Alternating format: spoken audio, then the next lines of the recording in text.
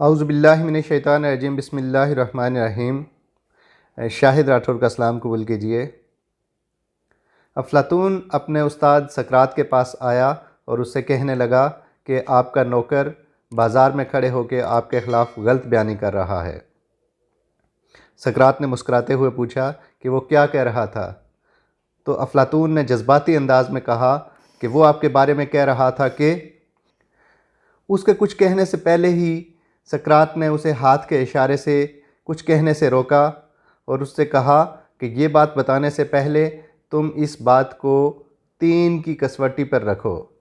ये जो बात मुझे तुम बताने लगे हो इसको 3 की कसवटी पर रखो, इसका तज्ज़िया करो और उसके बाद फ़ैसला करो कि आपको ये बात मुझे बतानी चाहिए या नहीं। अफ़लातून ने अर्ज़ किया कि ए उस्ताद मोहतरम, ये 3 की कसवटी क्या है? सकरात बोला, क्या तुम्हें यकीन है कि जो बात तुम मुझे बताने लगे हो ये 100% दुरुस्त है? तो अफ़लातून ने फ़ौरन से इनकार में सर हिला दिया। फिर सकरात ने कहा कि अगर ये बात सच ही नहीं है तो इसको बताने का तुम्हें और मुझे क्या फ़ायदा होगा? अफ़लातून खामोशी से अपने उस्ताद की तरफ देखने लगा। सकरात ने कहा कि ये पहली कसवटी थी।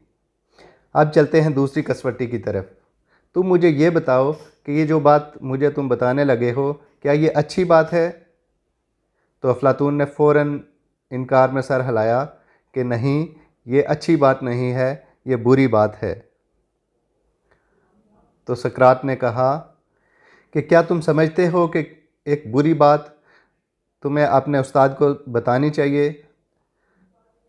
अफ़लातून ने फिर से नफ़ी में सर हिला दिया कि नहीं, मुझे नहीं बतानी चाहिए। अफ़लातून खामोश रहा। सकरात ने ज़रा सा रुक कर कहा कि ये बात गोया दूसरी कसवटी पर भी पूरा नहीं उतरी। अफ़लातून खामोश रहा। सकरात ने कहा कि अब तीसरी कसवटी की तरफ चलते हैं। सकरात ने उससे पूछा कि जो बात तुम मुझे बताने लगे हो क्या ये मेरे लिए फ़ायदेमंद है?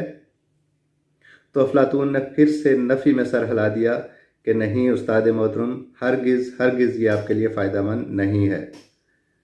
तो सकरात ने मुस्कुराते हुए कहा कि अगर ये मेरे लिए फ़ायदेमंद ही नहीं है तो आपको इसे मुझे बताने का फ़ायदा क्या है?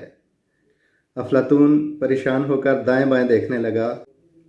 ख़वातीन व हज़रात, सकरात ने गुफ्तगू के 3 असूल आज से सदियों पहले हमें बता दिए थे और उसके सारे शागिर्द अपनी बातों को, जो भी बात करते थे, उसको 3 की कसवटी पर ज़रूर परखते थे। पहली कसवटी कि क्या ये बात 100% दुरुस्त है? दूसरी कसवटी कि क्या ये बात अच्छी है? और तीसरी कसवटी कि क्या ये बात सुनने वाले के लिए मुफीद भी है या नहीं। अगर ये बात 3 की कसवटी पर पूरा उतरती तो वो इसे बेधड़क बयान कर देते थे और अगर कोई बात 3 की कसवटी पर पूरा ना उतरती या उसके किसी एक अंसर पर भी पूरा ना उतरती तो वो खामोश हो जाते थे और इसे बताने से गुरेज करते थे। हासिल कलाम ये है कि आज हमारे माशरे को भी 3 की कसवटी की अशद ज़रूरत है, जहाँ चुगलखोरी, गलत बयानी, इल्ज़ाम तराशी, तहमत बयानी और इस तरह की चीज़ों का दौर दौरा है। हर शख्स दूसरे पर ज़बान के तीर चलाने की ताक में रहता है।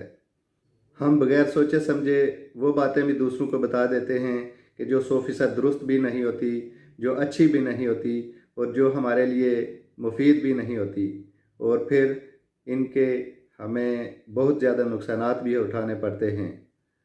इन्हीं गलत बयानियों की वजह से कई लड़ाई झगड़े होते हैं, कई कत्ल इनकी वजह से होते हैं, कई तलाक़ें इन्हीं गलत बयानियों की वजह से, गलत फहमियों की वजह से होती हैं।